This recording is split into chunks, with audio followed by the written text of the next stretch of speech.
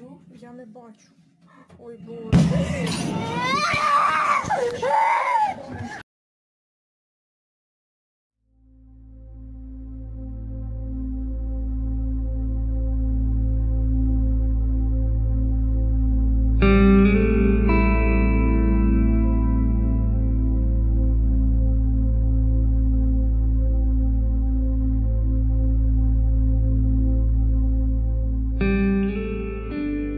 Welcome to our channel. Thank you for taking your time, a few minutes out of your busy schedule to get to know how we survive in Ukraine. Our nonprofit is dedicated to delivering vital humanitarian aid to the rural residents in hard-to-reach, war-torn areas of Ukraine. I'm actually located in central Ukraine. Later you'll hear from our volunteers who are located in a hotspot, southern and eastern Ukraine. And you will hear in their own language and from my own words that the situation here on the ground in Ukraine is very different than how it is presented to you by your Western media channels on CNN, Fox News, MSNBC, or Sky News in the UK or Australia. You see, there are several reasons for that. Let me try to explain why the information differs dramatically. You see, they have professional copywriters, or people who write scripts professionally. You also have professional teleprompter readers, TV anchors who are professionally trained, and they have many years, sometimes decades of experience of reading from the teleprompter so well that they're able to effortlessly step into your living room from your television screen. And they follow, the copywriters and people who stand behind them, they follow a certain agenda to create a certain narrative, to convince you of certain things. We don't have any agenda other than to show you the real picture on the ground in Ukraine. The situation is devastating, it's tragic, it's chaotic, it's dark, it's diabolical. As you'll see on your screens in just a little bit, you'll see charred buildings, charred cars, dead bodies laying everywhere on the streets, in battlefields, in just open fields of Ukraine. Hundreds and hundreds of dead bodies, decaying. Can you imagine the smell? Now imagine if you knew the person that you recognize on the street. You said hello to your neighbor, or to your friend, God forbid, to your loved one. And then later that day, you walk by and you see that person laying on the street, dead, because of some mortal wound, you know, from the shrapnel that flies at supersonic speeds. You may not know this, but when an explosion happens from a bomb or a mortar attack or a missile that explodes, what kills a person is not necessarily the air pressure or the air wave, but there are thousands upon thousands of metallic pieces or shrapnel or debris that just flies in every direction from the center of an explosion, from the blast itself. And that debris, the metallic particles, is what kills a person or wounds a person. And sometimes it can penetrate through concrete walls. There are many instances where when people would be sleeping in a basement under a high-rise building, it's a relatively, safe concrete structure. But when an explosion happens nearby, just outside the wall, near the basement where people are sleeping, sometimes the force of the shrapnel, the metallic debris that travels so fast, it penetrates through the concrete wall, very thick walls, and wounds or kills the person. behind the wall. And so you may not know this, but now we have over 500,000 Ukrainian soldiers that have lost their lives. And the latest statistic estimates that we have 50,000 orphans or newly orphaned children in Ukraine. But if you just use simple math, 500,000 fathers who will never return home to their family members, probably I would have to guess that there'll be more than 50,000 orphans as a result of 500,000 fathers that will never return home. But be it as it may, can you imagine the devastation of children having to see all this? Children not being able to fall asleep because of explosions, constant bombardments, constant explosions, the sirens. Now, the living conditions, let me just describe it to you. The description that I'd like to give to you that's real, the real situation on the ground in Ukraine is this. Many people, especially in southern and eastern Ukraine, live in basements, or if they're in rural areas, in cellars. Some of them might have basements. Very small quarters where they live without electricity, without water, without heat, without air conditioning, without the bathrooms or water closets, using the British vernacular. Everybody knows it's very dangerous to be outdoors. That's why they stay below ground, indoors. That's the safest place to be. Now, can you imagine living below ground in a small cellar or in a basement, months on end?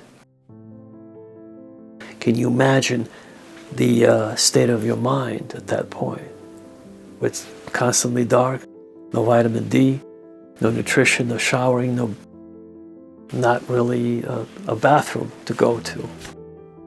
It's just something in the corner that's been adapted to become your bathroom, your new way of taking care of your business. So can you just picture the level of devastation if the wife, the mother of a child, learns that her husband is now dead, he's not coming home, and she has this 3 or 4 little children living with them in the basement, and sometimes even their elderly parents are with them, who are quite often disabled.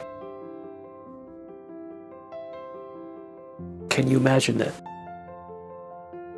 And sometimes, unfortunately, many mothers lose their minds. Sometimes they just can't take it anymore and they walk outside and get killed in an explosion. And that leaves those children newly orphaned, to add to the statistic. And that's what we do at our nonprofit. All of us were volunteers. So we take care of the orphans, the widows, the elderly. We're the only nonprofit that actually focuses on delivering humanitarian aid to rural, hard-to-reach places in Ukraine, where our pastors are volunteers. See, we're believers, and so we have a network of pastors or churches that we use for our humanitarian purposes. So our volunteers, or often pastors, deliver humanitarian aid, which is food, water, and power banks or batteries, so that people could stay in touch with us and let us know they're okay. And sometimes they have to drive through active battlefields or active war zones. I'm sharing with you something that you'll never learn anywhere else. Quite often, the roads are mined, heavily mined on both sides. And as they drive on those country roads, they quite often see tanks coming right at them. And they have to quickly yield as to not to be crushed by a 50-ton military vehicle. But the roads are narrow, and you can't really get off the road because you'll be blown out by a mine. See, there are mines buried on both sides of the road. That's the reality in Ukraine. And so when they yield, they have to be very careful. We use prayer and the connection to the Creator of the universe in a very different, real way. We say a prayer and we hope to be kept safe. And fortunately, thank God, so far we have not lost a single volunteer. All of our pastors are safe. Nothing has happened to them. And then they're able to get there safely and return to their homes, to their family members. So it takes a tremendous amount of faith. That's what's going on the ground. Belief in supernatural, because we realize our lives, we're not in control of anything. Even minute by minute, our lives could end very unexpectedly. And by education, I'm an economist, so let me share with you the financials just a little bit without boring you too much. But every dollar that we receive from our donors is used very wisely. We don't fly first class. We don't drive expensive cars. We actually drive 1975 old Soviet Zhiguli cars. Those Zhiguli cars are, as you can imagine, very inexpensive to maintain, and the spare parts are also easy to find, and they're also quite inexpensive. But most importantly, when our volunteers take their personal vehicles, those Zhiguli Soviet-made old vehicles, on the roads in rural Ukraine, soldiers on both sides of the battlefield, they begin to recognize that these are civilians, volunteers delivering humanitarian aid to other civilians, and so they're not being targeted. Had we used more expensive vehicles or SUVs or minivans, that would be more visible, and perhaps that would attract more attention and be possibly targeted. So that's another reason why we use those old super compact Soviet-made cars from 1970s. And again, to reiterate, every dollar that we receive from you goes towards the mission of delivering food, water, and medicines to the needy people in rural Ukraine.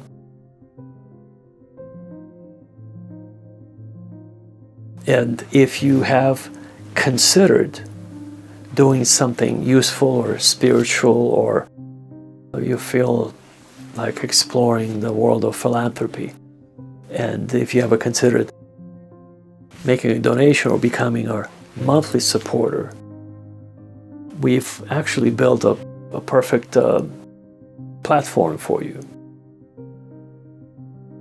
You can go to donatetoUkraine.org, choose a make a donation button, and you'll be taken to a secure portal on PayPal where you can make a secure donation by going to donatetoUkraine.org. And then if you would choose make a monthly contribution, the same amount will be taken out from your debit or credit card every month on the same date. And if you have a PayPal account, of course, you can substitute that. You can make a donation from your PayPal account. One other analogy I'd like to give you, a little reference point, what $5 could do, for instance. If you're a coffee drinker anywhere in the West, a cup of coffee would probably cost $5 at least. If you were to donate to us $5, that would ensure that a child, a small child, would be fed, and baby formula would be bought in diapers for a whole week. would be provided for that small child. $7 would keep a family fed for a whole week. What is $7? Well, next time you brush your teeth, you may not have realized, but anywhere in the West, a tube of toothpaste costs about $7 on average.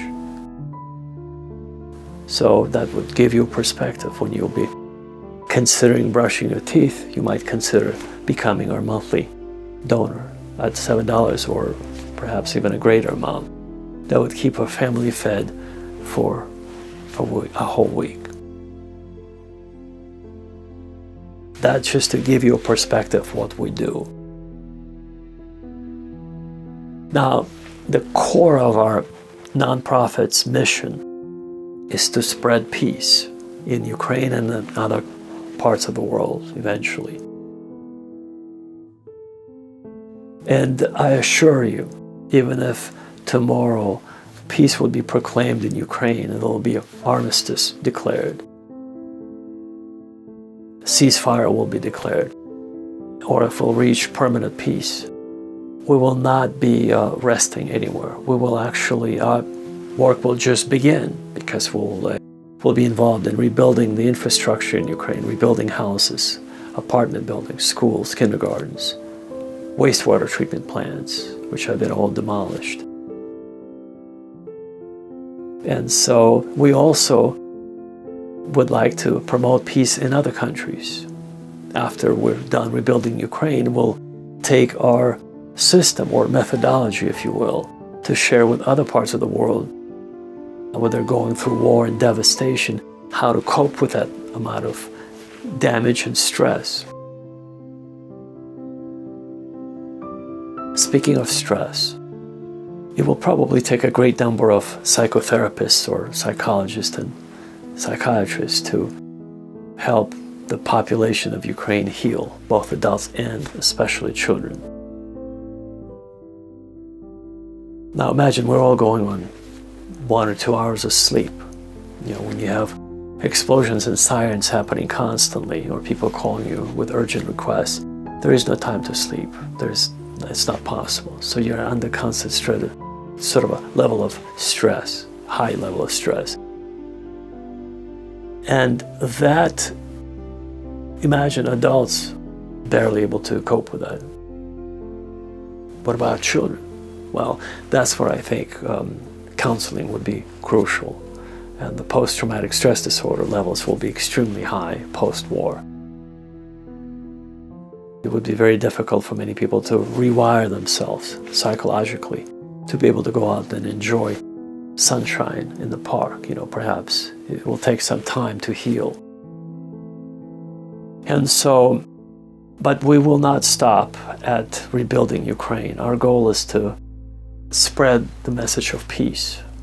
And our mission, Agape Ministry of Ukraine, agape, of course, is the biblical term of Greek origin, which means the unconditional love of God that transcends all human understanding, gives us hope. It inspires us to unite into this one global family where we could promote peace and help each other.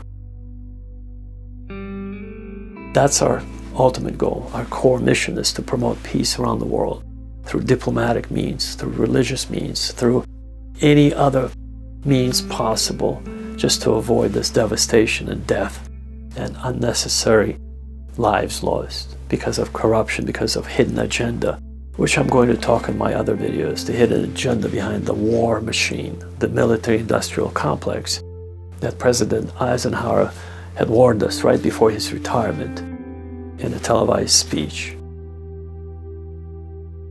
And indeed, it's a very, very dark industry that profits from the deaths of many, many people around the world.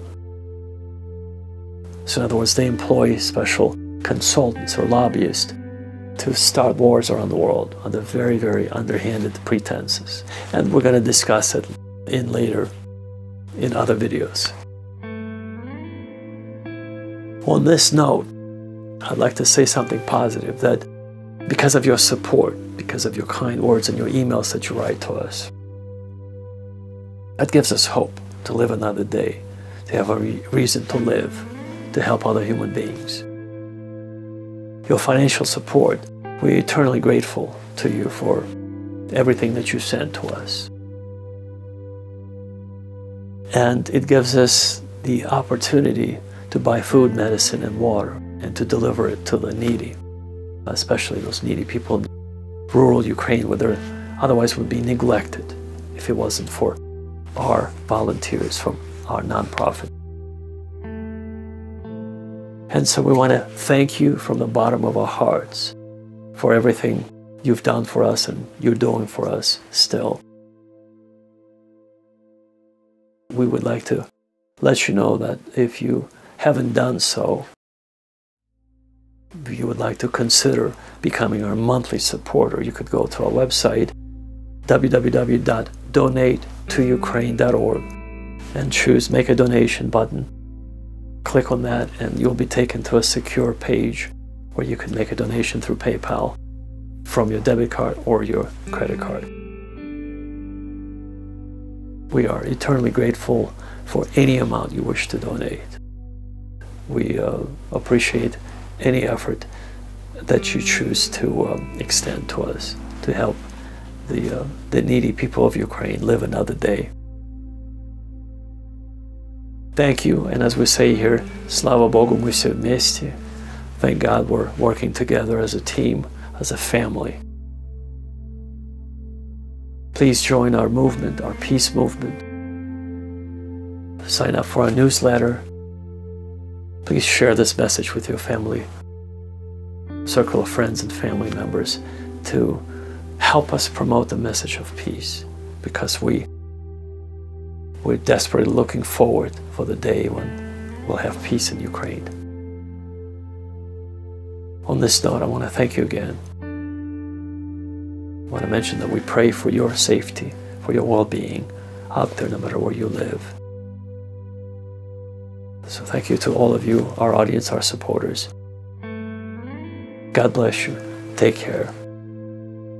And we truly hope to see you at the very top in paradise of God. Thank you, and we'll talk again soon. Take care.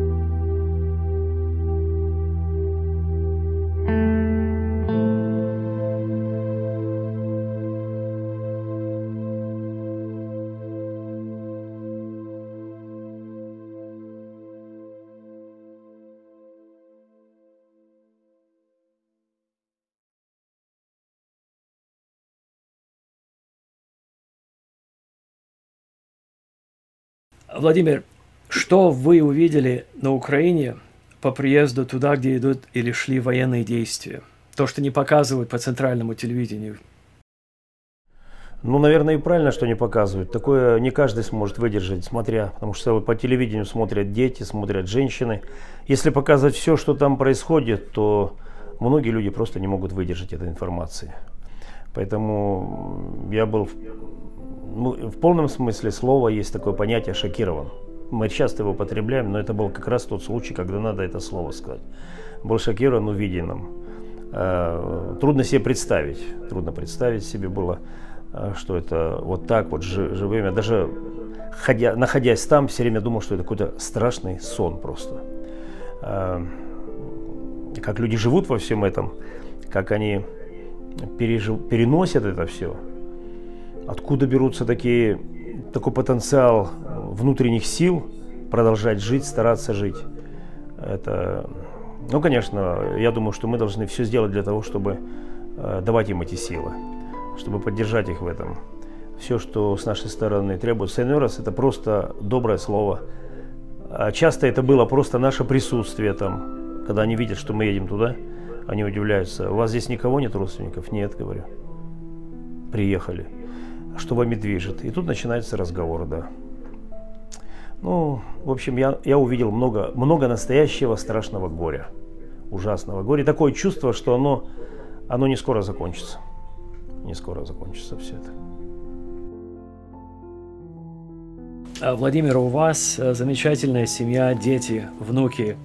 Скажите, какие у вас еще планы на будущее? Какие проекты хотелось бы вам еще воплотить в ближайшее будущее? Ну, во-первых, мы не ограничены благотворительностью, деятельностью на сегодняшний день. Мы не знаем, что случится завтра. Я считаю, что я должен оказаться и быть там, где случится беда. Где-то завтра она опять случится. Я сажусь на самолет или полечу туда. У меня вопроса не стоит, надо ехать или нет. Потому что и моя семья давно это решила. И когда я ехал в горячие точки на Кавказ, оттуда возвращаться, гарантии никто не даст.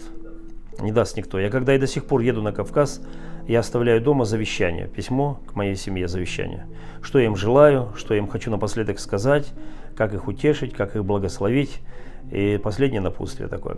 Поэтому тут, когда в эти дороги... Ведь оно же сегодня вот здесь, завтра оно изменится. Работы хватает, беды очень много у людей. Поэтому, если я вижу, что... Вот в Библии так написано: делай то, что может делать рука твоя. Ведь самое главное, первый шаг – это желание, это сострадание и желание помочь. Иногда мы без всего начинаем, вообще без всего. Вот мне что по сердцу, или чему меня Бог научил, что началом моей миссионерской благотворительной деятельности я поехал без ничего, не имея практически ничего, кроме желания и сострадания. Я поехал без ничего. У меня даже билет хватило в один конец купить только. Я поехал без ничего. Было безумно, но мы безумны Христа ради, написано в Библии. И так получилось, что там, находясь уже, Бог мне посылал необходимые возможности для этого.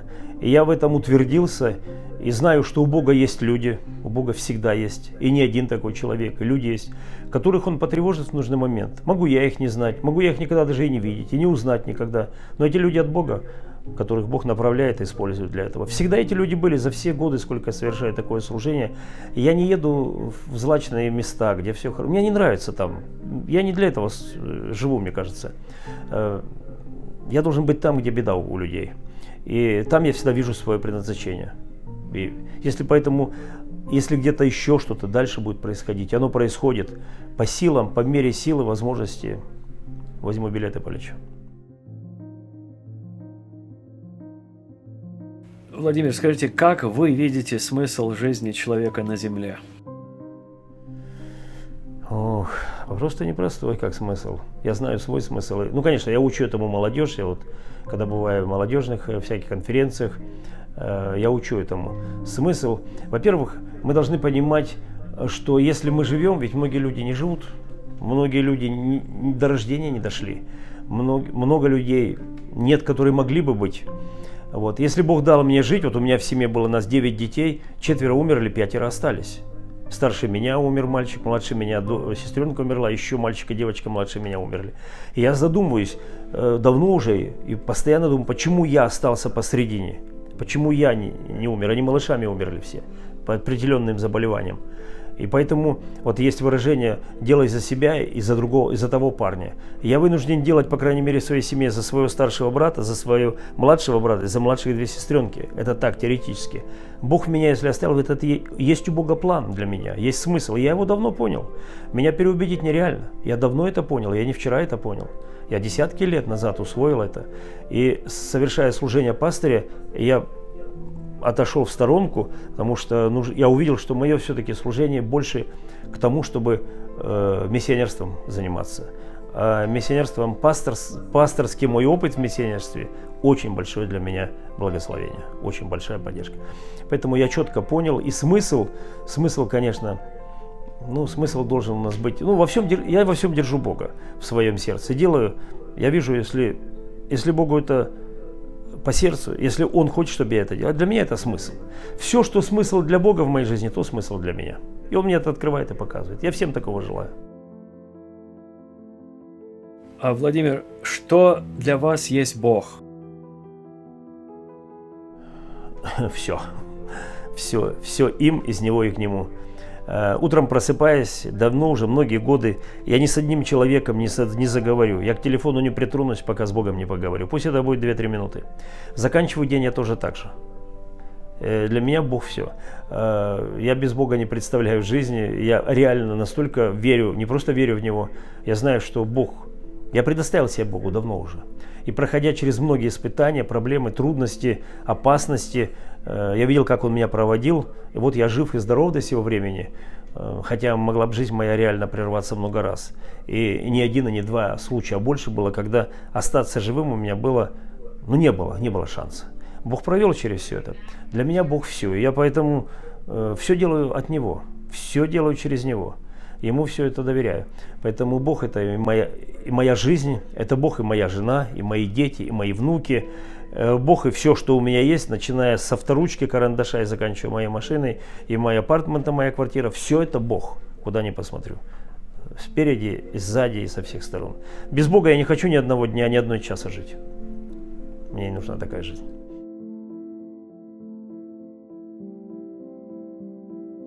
Владимир, скажите, наша последняя миссия в такие вот горячие точки Украины, люди, которые смотрели кадры, которые сняли наши добровольцы, наши пасторы во время последней поездки миссии туда, чтобы помочь людям, которые потеряли буквально все в своей жизни. Они еле-еле сумели выбежать из горящих домов, из своих высокоэтажных зданий или же частных домов, которые бомбили подряд постоянно.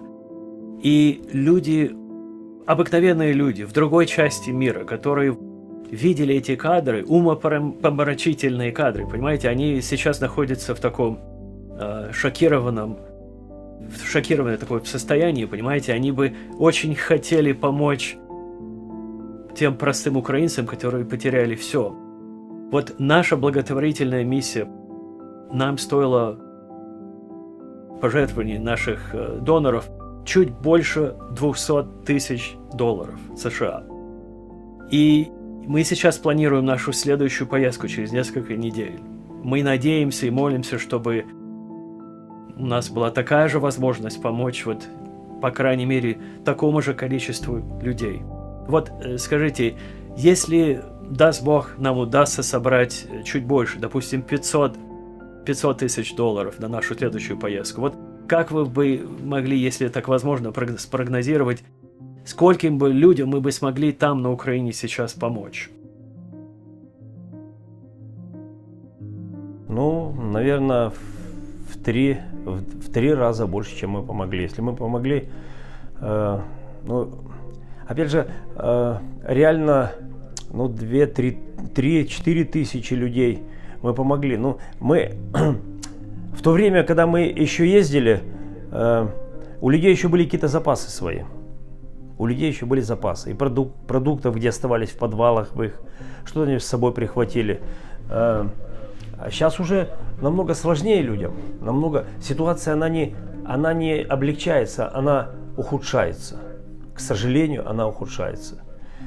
Поэтому я думаю, что если бы мы помогли 30 тысячам человек, если бы мы помогли 40 тысячам, это очень хорошее и благое дело в этой ситуации помочь людям, у которых даже надежду забрали. Не только одежду, у них надежды никакой нет, что они смогут дальше как существовать. Сейчас они думают о том, как выжить, живыми остаться. Потом они будут думать о том, как устраивать свою жизнь дальше. Рассчитывать на государство очень трудно, потому что там не будет никаких средств помогать. Что мы можем отсюда помочь, это как раз та реальная помощь, в которой они сейчас нуждаются. Вот конкретно отсюда, от нас. Потому что там нет сейчас богатых, там нет сейчас зажиточных. Там всех война уравняла. Они все, даже самые зажиточно жили, дом, большой хороший дом. Все, ничего не осталось у людей. Ничего. Они потеряли буквально все. Все, что в доме, дом, жилье. Кому они нужны? Кто их приютит? В какую страну? Где-то кто-то смог где-то пристроиться, где-то беженцы в какую-то страну убежали. Не все могут убежать. Многие так и остаются там жить. Большинство людей же там остаются. Поэтому у людей даже нет денег выехать за пределы вот своего города. Нет на это средств. Потому что и транспорта нет. Но на танках что ли ездить? Там машин-то нет. Машины-то уже почти, они сожженные сколько стоят. Машины есть, бензина нет. Заправить негде, не на что ехать. Люди беспомощные совершенно, они не могут себе помочь. И причем, если в мирное время у соседа сгорел дом, вся улица собрались, помогли ему, деньгами построили. А когда у всех сгорели дома, кто им поможет? Когда у всех снаряды летели, кто им поможет? Они сейчас счастливы в том, если у них не погибли родственники, если около них дети, они их обнимают, сидят и рады, и довольны. Вот я одну семью, мы когда ездили, кормили людей на улице Бабушка, мы поставили столы такие, кормили там, чай делали, плов, там варили, что могли, у нас все было организовано. Бабушка кушает, и внучка ее, которой 4 годика. Я бабушку спрашиваю, а где родители этой внучки? Она говорит, они пропали без вести. То есть пропали, но их в живых нет 100% уже, нету. Она говорит, они вышли из дома куда-то и не вернулись. Никто не знает, где их могила. Бабушке 82 года. Кто этой 4-летней девочке, Карина ее звать? Кто ее поможет, кто ее возьмет, кто ее накормит? И когда мы ей чай поставили, печенье, конфеты, вы видели ее глаза, какая она счастливая, она конфеты несколько уже, она забыла, что есть конфеты. И она спрашивает, говорит, можно еще чаю налить? Она мечтает, чтобы ей чай подлили. Нам это тоже, это такая ситуация, что без слез смотреть невозможно на все это. Вот в таком ужасе люди живут. Но самое еще горькое для них, что конца не видно. Поэтому, если мы помогли 5000, если мы можем помочь, что такое еще там, это раз 7000 даже. Что такое 2000 человек? Каждый человек это ценность. Спасенные дети, спасенные семьи. Это спасти жизнь, это фактически спасти жизнь. И дать продуктов на будущее. Вот мы этот раз не сумели, мы просто поехали, мы все, что у нас было, отдали разово. Накормили, напоили, там, ну что-то пооставляли продуктов. Но мы хотим ехать теперь, чтобы там оставить еще продуктов.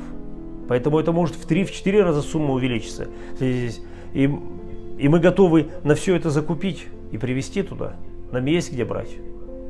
Поэтому и 200, 300, и $500 000 они уйдут для этой нужды. Там острая нужда есть. Там нужда, жизнь или смерть, решается вопрос. Жизнь или смерть. Поэтому все, кто пожелает поучаствовать в этом, это будет большое благословение. Может, имен их знать не будете, и они не могут не знать этих имен, но они Богу скажут: Господи, передай благословение тому, кто меня сегодня накормил. Они скажут Богу. Там нет неверующих людей сейчас в Украине, там все Богу молятся, там все верующие, в нужде все верующие, и они молят Богу.